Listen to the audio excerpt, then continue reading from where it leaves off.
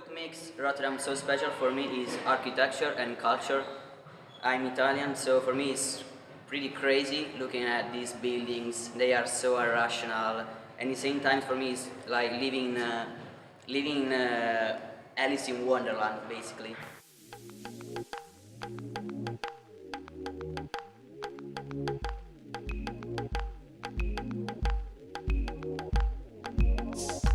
Never really felt bad about it, as we drank deep from the light, 'cause I felt melting magnets, babe.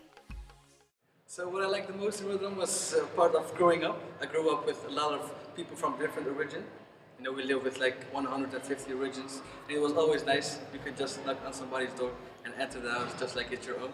I think that's the biggest story, or the biggest moment in my life that made me feel like Rotterdam is not the same as Amsterdam or some different, how do I say it, the best.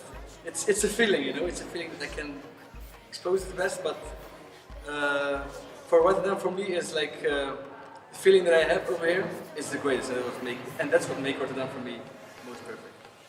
Walk my way, I'll share the things that you want. Oh, dancing past the point of no return. Let go, we can free ourselves of all we've learned. I love the secret language that we're speaking. Say it to me, let's embrace the point of no return.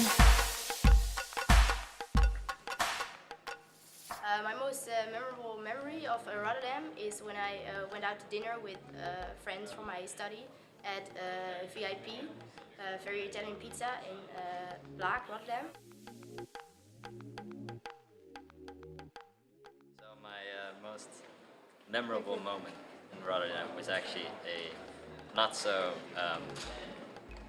fun one at the time, but you know, now when you look back at it, it's actually funny. Studying geography.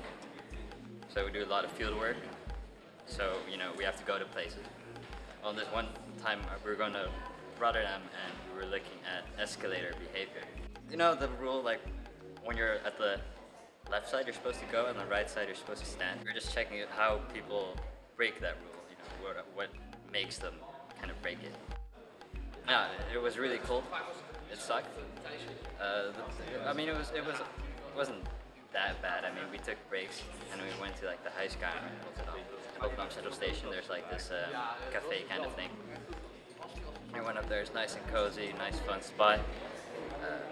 But then again, after 15 minutes, our break would end. We'd go down there and observe people going down escalators. So it wasn't really satisfying research at all. But you know, because we had to stay there the whole day, because it was cold, because we woke up super early. And because the conclusion is so ridiculously stupid, it was actually a funny experience. And now when I talk to my group mates, we're like, hey, remember that time when we did field work? It was hella cold and it sucked, you know. And it's just something I'll look back to, you know, when I'm a professional geographer, when I'm older, I'll be looking back like, man, that really sucked. But I remember it, and you know, it's funny. Oh, dancing past the point of no return. Let go, we can free ourselves of all we've learned. I love the secret language that we're speaking. Say it to me, let's embrace the point of no return.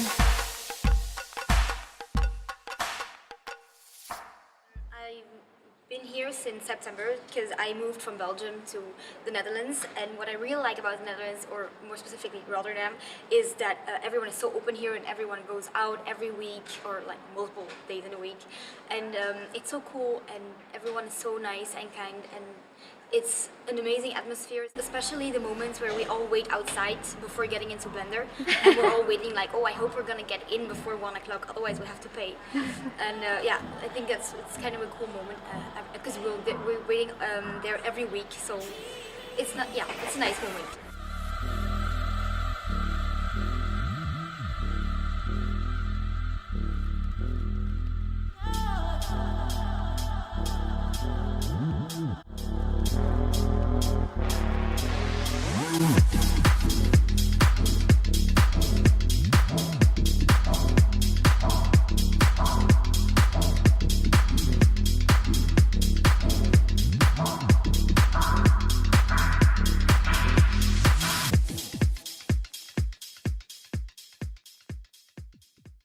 time I did laundry was definitely a meaningful experience in Rotterdam because it was like stepping into adulthood, I would guess. Because yeah, I just never done it before.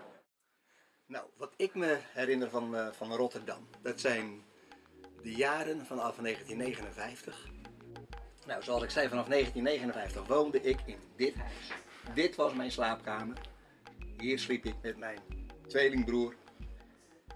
En toen wij hier kwamen wonen, was er eigenlijk alleen nog maar gras, weiden, koeien. Wat me steeds opvalt is dat Rotterdam gewoon een mooie stad is geworden.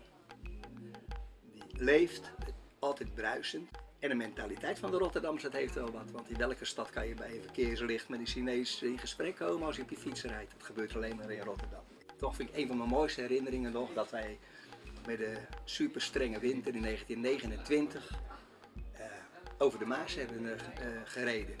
Maar mijn moeder die reed de tweelingwagen dapper over het ijs naar Kralingse Veer. Het was een hele koude winter. Het rijden in de kinderwagen over de Nieuwe Maas naar Kralingse Veer, ja, die zal ik niet snel vergeten.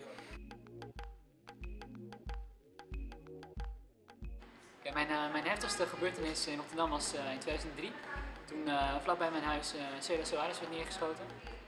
Voor mij was dat echt een wake-up call van dat je niet zomaar alles met iedereen kon doen. En ja, die jongen door een sneeuwbal om het leven is gekomen.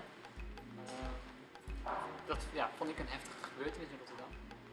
So I'm Yannick, I'm 25 years old, and I lived in Rotterdam on and off for the last 8 years, but now I live here for the past 1.5 years. New Year's Eve, not the recent one, but the one from 2014 to 15.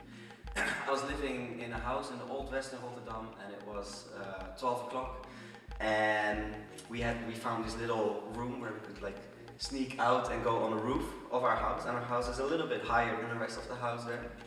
So we had a beautiful view of the skyline of Rotterdam, and at 12 o'clock people were doing the fireworks.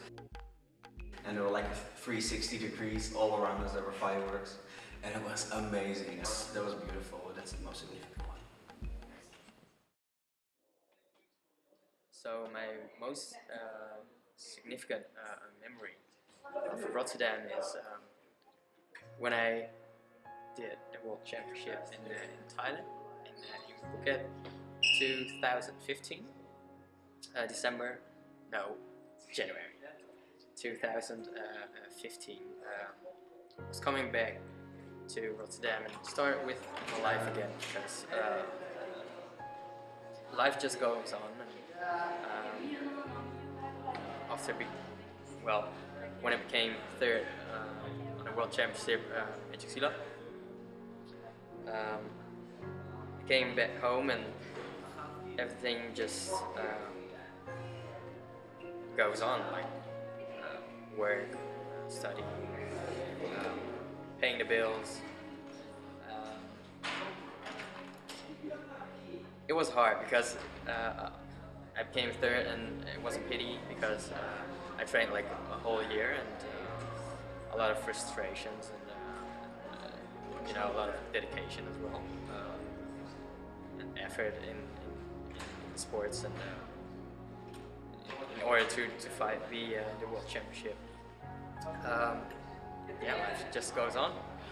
So after the World Championship and being famous for a couple days or a week, yeah, it's just being a student again, and work is starts all over again as well.